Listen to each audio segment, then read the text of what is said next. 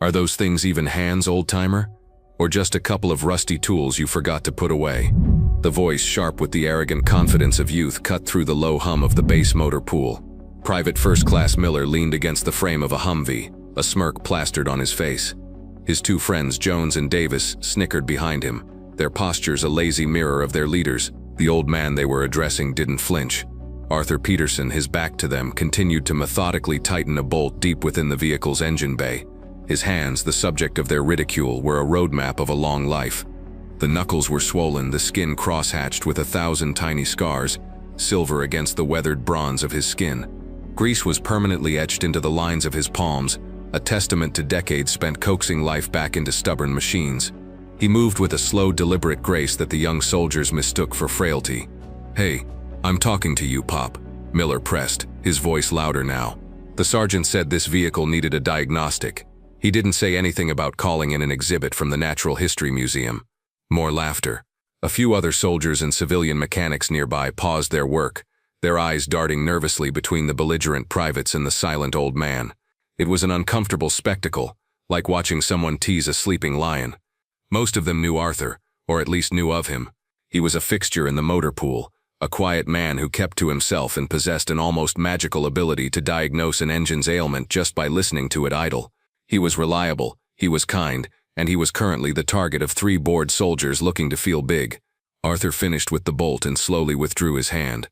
He picked up a clean rag and began wiping the grease from his fingers, each movement precise and unhurried. He turned, his gaze not defiant or angry but placid, like the surface of a deep lake. His eyes were a pale, washed-out blue, and they seemed to look straight through the young men standing before him. "Engine's running rough," Arthur said, his voice a low rumble weathered like an old leather belt. "Cylinder 4 has a misfire, needs a new ignition coil." Miller scoffed, taking a step closer. He was taller than Arthur, broader in the shoulders, his uniform crisp and new. He puffed out his chest, asserting his physical dominance. "Yeah? And how would you know that? Did you feel the engine's vibrations with your magic wrinkly hands?" Jones chimed in, pointing directly at Arthur's hands. "Seriously, man, you should get those looked at. My grandpa had hands like that. Arthritis. Couldn't even open a jar of pickles by the end. Probably can't even hold a wrench steady," Davis added, completing the circle of mockery. "It's a miracle you haven't broken anything. Maybe you should stick to knitting." The small crowd of onlookers grew. The atmosphere thickened with unspoken tension. It was one thing to joke around, but this was becoming a deliberate, sustained humiliation. The young soldiers were feeding off the attention, their cruelty escalating with each unanswered jibe. They saw Arthur's silence not as dignity but as weakness. They saw his age not as a source of wisdom but as a mark of obsolescence. "Look," Miller said, dropping the pretense of humor and adopting a tone of stern authority he felt his uniform afforded him. "I don't know who approved your contract, but you're a liability. We have standards here. Our equipment needs to be serviced by professionals, not by some hobbyist from a retirement home. I want to see your credentials." Now, Arthur didn't move. He simply held Miller's aggressive gaze. His calm was a stark contrast to the private's red-faced agitation. He said nothing, offering no defense, no explanation. This, more than anything, seemed to enrage Miller. It was as if Arthur was refusing to participate in the drama, denying him the satisfaction of a reaction. "Are you deaf?" Miller snapped. "Credentials. Base authorization. Let's see it." Slowly, as if his joints ached, Arthur reached into the inner pocket of his worn olive-drab jacket. It was an old field jacket, the kind that hadn't been standard issue for 40 years, faded from countless washings and long hours in the sun. Miller's eyes narrowed, a look of triumph on his face. He expected to find some flimsy, expired ID, further proof that this old man didn't belong. As Arthur fumbled inside the jacket, Miller's gaze drifted across the worn fabric. He noticed a small object pinned to the lapel, nearly lost in a frayed seam. It was a small, faded blue ribbon, dotted with tiny white stars, hanging from a tarnished metal bar. "What's this supposed to be?" Miller sneered, reaching out and flicking the object with his finger. "You win a prize at the county fair for best preserved relic." The moment Miller's finger touched the metal, the world inside Arthur's head shifted. The smell of grease and diesel fuel vanished, replaced instantly by the acrid metallic stench of cordite and hot gun barrels. The clatter of wrenches faded, overwhelmed by the deafening rhythmic roar of heavy machine gun fire and the high-pitched whine of incoming rounds. The concrete floor of the motor pool dissolved beneath his feet, becoming the cold, muddy earth of a lonely, shell-pocked hill. He felt the phantom weight of a man on his shoulders, the warm, sticky wetness of blood seeping through his uniform. He saw the faces of scared young men, their eyes wide in the gloom of a fighting position, looking to him, a corporal barely out of his teens, for an answer he didn't have. Another image flashed, sharp and clear, a makeshift field hospital. The overwhelming smell of antiseptic and death. A general with tired eyes and a kind face pressing this very metal into his palm. The metal felt impossibly heavy. "The nation is in your debt, son," the general had said, his voice thick with emotion. The echo of the past vanished as quickly as it came. Arthur was back in the motor pool, the sneering face of Private Miller just inches from his own. The world snapped back into focus. The sounds of the bass returned, but the memory lingered, a silent testament to the true nature of the hands Miller had mocked, and the true cost of the trinket he'd just dismissed. From the motor pool office window, Sarah Jenkins had seen enough. A civilian administrator in her late 40s, she'd managed the work orders and personnel files for this section for over a decade. She knew Arthur Peterson well. She knew he arrived 30 minutes before his shift started and left long after it ended. She knew he often fixed tools on his own time, never asking for compensation. She knew he spoke little, but that his word was bond. And she knew that the 3 privates currently tormenting him represented a brand of arrogance that she simply could not abide. Her knuckles were white where she gripped the edge of her desk. Her first instinct was to storm out there and give those boys a piece of her mind, but she knew that would only escalate the situation and perhaps embarrass Arthur further. They wouldn't listen to a civilian clerk. They needed to hear from someone they couldn't dismiss. Her eyes fell on the phone. She took a deep, steadying breath, her anger solidifying into a cold, clear purpose. She didn't dial the number for the military police or the motor pool sergeant. She bypassed the entire local chain of command. She had a different number, one she'd only ever used for the most dire administrative emergencies. She dialed. The phone on the other end was picked up with crisp efficiency. "Office of the Commanding General. This is Captain Hayes." "Captain," Sarah began, her voice low but firm, trembling slightly with controlled fury. "This is Sarah Jenkins from the base motor pool. I apologize for the direct call, but I have an urgent situation here that I believe General Wallace will want to know about immediately." There was a skeptical pause on the other end. "The general is in a priority briefing, Miss Jenkins. Can this wait?" "No, Captain, it cannot," Sarah insisted. "It involves a civilian contractor. He's being harassed publicly by several soldiers." "Harassment of a civilian is a serious matter, but the MPs can handle that," the captain said, his tone still dismissive. "Normally, yes," Sarah said, closing her eyes and picturing Arthur's quiet, dignified face. "But the civilian in question is Mr. Arthur Peterson." She let the name hang in the air. "I'm sorry, could you spell that name for me?" "Peterson. Arthur Peterson." She heard the faint sound of typing, then a sharp, indrawn breath on the other end of the line. The captain's entire tone changed. The bureaucratic drone vanished, replaced by a sudden, sharp alarm. "Mr. Peterson is at the motor pool, right now?" "Yes, Captain, and he's being accused of being a hazard and a fraud by a Private Miller and his friends. They're mocking him. They're trying to remove him from the premises." "Stay right where you are, Miss Jenkins." The captain's voice was now clipped and urgent. "Do not intervene. The general is on his way." The line went dead. Sarah hung up the phone, her heart pounding. She looked out the window. The cavalry, it seemed, was on its way. Inside the heavily soundproofed conference room at the heart of the base's command center, General Wallace, a man whose 2 stars were earned through decades of decisive action, was listening to a tedious logistics report. His face was a study in bored patience. His aide, Captain Hayes, slipped into the room, moving with a quiet urgency that immediately drew the general's attention. The captain leaned down and whispered into his ear. General Wallace waved him off with an annoyed flick of his wrist. "Not now, Captain." "Sir," Hayes whispered again, his voice tight. "It's about Arthur Peterson." The general froze. The name cut through the drone of the briefing like a rifle shot. His head snapped toward his aide, his eyes wide with disbelief. "What did you say?" "Arthur Peterson, sir. He's on this base, in the motor pool, and he is being disrespected." The transformation in General Wallace was instantaneous and terrifying to behold. The bored patience evaporated, replaced by a cold fire. He shot to his feet, the legs of his chair scraping loudly against the polished floor. The entire room fell silent, the logistics officer trailing off mid-sentence. Every eye was on the general. "Peterson, Arthur Peterson is here." The general's voice was a low growl. He looked around the room at his staff, men who had known him for years and had never seen this expression on his face. "Gentlemen, this briefing is over," Something of monumental importance has just come to my attention." He turned and strode toward the door, not waiting for a response. "Captain," he barked over his shoulder, "get my vehicle and a full MP escort. Tell them to break every speed limit on this base. Now." The officers left in the conference room exchanged stunned, confused glances. Who on earth was Arthur Peterson? Back in the motor pool, Miller's patience had finally snapped. Arthur's stoic silence had become an infuriating challenge to his authority. He felt his own credibility was on the line now, in front of the watching crowd. He had to make the old man submit. "That's it," Miller declared, his voice high and strained. "You're done here. You're a trespasser on a military installation, and you are a danger to this equipment."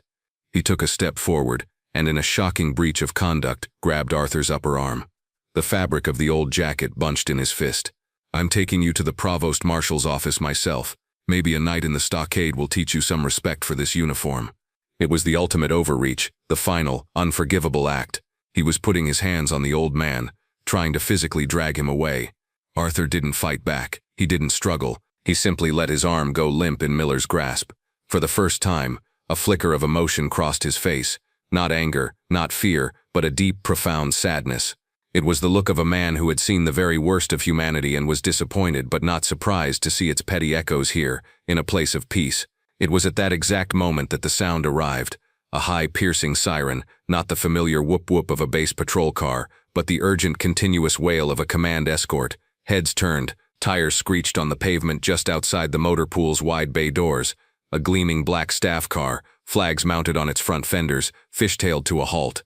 It was flanked by two heavily armed MP Humvees, their lights flashing, casting strobing reds and blues across the stunned faces of the onlookers. The doors of the staff car were thrown open before it had fully stopped. General Wallace emerged like a thunderclap. His uniform was immaculate, his 2 stars glittered on his collar, but his face was a mask of cold, controlled fury. He was followed by Captain Hayes and 4 stone-faced military policemen who fanned out, their presence alone a crushing weight of authority. The entire motor pool was frozen in a state of collective shock. Soldiers and civilians alike snapped to attention, their backs ramrod straight, all except for Private Miller, who was still holding Arthur Peterson's arm, his mouth hanging open in a silent O of disbelief. His mind struggled to process what was happening. Why was the base commanding general here? Why the full escort? General Wallace's eyes scanned the scene, his gaze sweeping over the terrified faces until it landed on Miller, his hand still clamped on Arthur's jacket. The general's eyes narrowed to slits, but he didn't speak to Miller. He didn't even acknowledge his existence. He strode forward with a purpose that seemed to part the air in front of him, his polished boots clicking on the concrete floor. He walked directly to Arthur. He stopped 2 feet away from the old mechanic. He ignored Miller, who hastily snatched his hand back from Arthur's arm as if he'd been burned. The general's gaze traveled from Arthur's grease-stained boots, up the faded jacket, over the tired, calm face, and finally came to rest on the small, unassuming medal pinned to the lapel. The fury on the general's face dissolved. It melted away, replaced by an expression of pure, unadulterated reverence.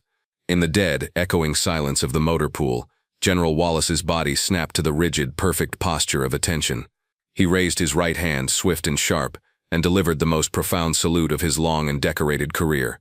The sound of his palm connecting with the brim of his cover was like a crack of thunder.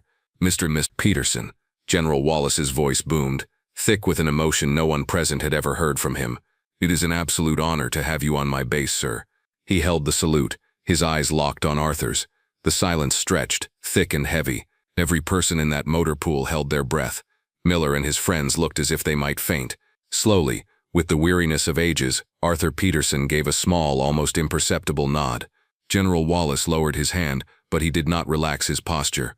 He turned to address the stunned assembly, but his words were directed at the 3 terrified privates who now seemed to be shrinking into themselves.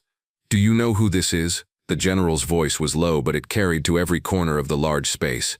He didn't wait for an answer. "This is Arthur Peterson." In the spring of 1969, during a counter-offensive in the Ashau Valley, then Corporal Peterson's platoon was cut off and ambushed on Hill 256. Their lieutenant was killed in the first volley. Their sergeants were wounded. For 2 days and 2 nights, Corporal Peterson, with a malfunctioning radio and a dwindling supply of ammunition, single-handedly held the northern flank of their position against repeated enemy assaults. The general took a step closer to Arthur, his voice rising with passion. With his own 2 hands, the same hands you boys found so amusing, He repaired a jammed machine gun under heavy fire. He low-crawled through mud and razor wire to retrieve ammunition from the fallen. He carried 7 wounded men, one by one, to the relative safety of a crater, and then returned to his post. He held that line. When reinforcements finally broke through, they found him unconscious from blood loss, surrounded by the evidence of his impossible stand. He was the only one left fighting. A collective gasp went through the crowd. The story was the stuff of legends, the kind of tale they heard in basic training to inspire them. But here was the legend, in the flesh, a quiet old man who fixed their trucks. For his actions, General Wallace continued, his eyes now boring into Miller. For his conspicuous gallantry and intrepidity at the risk of his life above and beyond the call of duty, Corporal Arthur Peterson was awarded this nation's highest decoration for valor. The general gently tapped the faded blue ribbon on Arthur's jacket. The Medal of Honor. The name of the medal fell into the silence with the force of a physical blow. Miller, Jones, and Davis visibly paled, their faces a mixture of horror and dawning, gut-wrenching shame. They hadn't just insulted an old mechanic, they had mocked a living icon, a man whose courage dwarfed anything they could ever imagine. The crowd of onlookers was now staring at Arthur with a mixture of awe and deep respect. The quiet old man had been transformed before their very eyes into a giant. Finally, General Wallace turned his full, undivided attention to the 3 privates. The fire was back in his eyes, but it was a cold, deliberate flame now.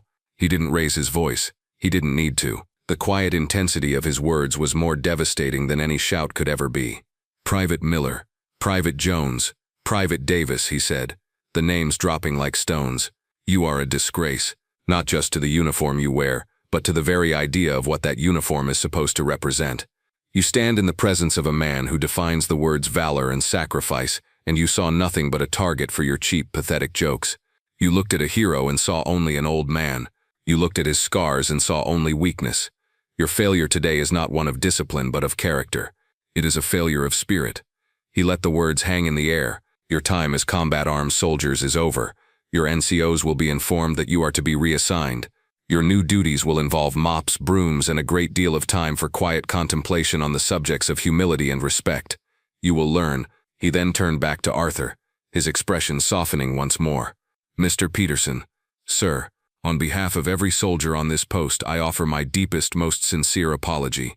Please, tell me what we can do to make this right. All eyes fell on Arthur. He looked at the general, then at the 3 young men, who were now trembling, their faces ashen with shame. He looked down at his own gnarled, scarred hands, turning them over as if seeing them for the first time. They're just kids, General, Arthur said, his voice quiet but clear. They're young, full of fire. They haven't seen enough yet to know what to look for. He lifted his gaze to meet Miller's terrified eyes. They see an old man, not what the old man has seen. Maybe they just need to learn to look closer. As Arthur spoke those words, a final brief image bloomed in his memory. He was young again, barely 20, his hands wrapped in bloody bandages. He stood in a dusty tent as a general, a different general from a different war, pinned the Medal of Honor to his dirty field jacket. The general's grip was firm on his shoulder. Son, the old general had said, his voice thick with the gravity of the moment, never be ashamed of what you've been through. These scars, on your body and on your soul, are not a sign of weakness. They are a map of your courage. Don't ever forget what these hands have done. A few weeks passed. The incident at the motor pool became a quiet, cautionary legend on the base. True to his word, General Wallace instituted a new mandatory block of instruction for all newly arrived personnel. It was a history lesson, not of famous battles but of the quiet heroes who had served at this very installation, a program designed to teach humility and to remind every soldier that respect was not dictated by rank or age but by character. Privates Miller, Jones, and Davis were not seen in the motor pool again. They were reassigned to the base's sanitation detail, under the watchful eye of a master sergeant who believed that humility was best taught through hard labor and meticulous attention to detail. One sweltering afternoon, Miller was on his hands and knees, scrubbing a stubborn patch of oil from the concrete floor of a vehicle bay. It was grueling, thankless work. He heard footsteps and looked up to see Arthur Peterson walking past, his old metal lunchbox in his hand, on his way home for the day. Miller flinched, expecting a glare, a word of scorn, or worst of all, pity. He braced himself and looked back down at the floor, his face burning with shame. But the footsteps stopped. He felt a shadow fall over him. He looked up again. Arthur was standing there, looking down at him not with anger but with something unreadable in his pale blue eyes, Arthur bent down slowly, the joints in his back creaking, and set a cold bottle of water on the floor beside Miller. "It's a hot day," Arthur said, his voice the same quiet rumble as always. "Stay hydrated, son." Without another word, Arthur straightened up and continued on his way, his silhouette framed for a moment in the golden light of the setting sun before he disappeared from view. Miller stared at the bottle of water, a single drop of condensation tracing a path down its side like a tear. He felt a lump form in his throat. In that one small, simple gesture of kindness, Arthur had given him not the condemnation he deserved, but the grace he so desperately needed. The lesson was learned. Arthur Peterson's story reminds us that heroes are all around us, often in the most unassuming forms. If you were moved by his story of courage and humility, please like this video, share it with others, and subscribe to Veteran Valor for more stories that deserve to be told.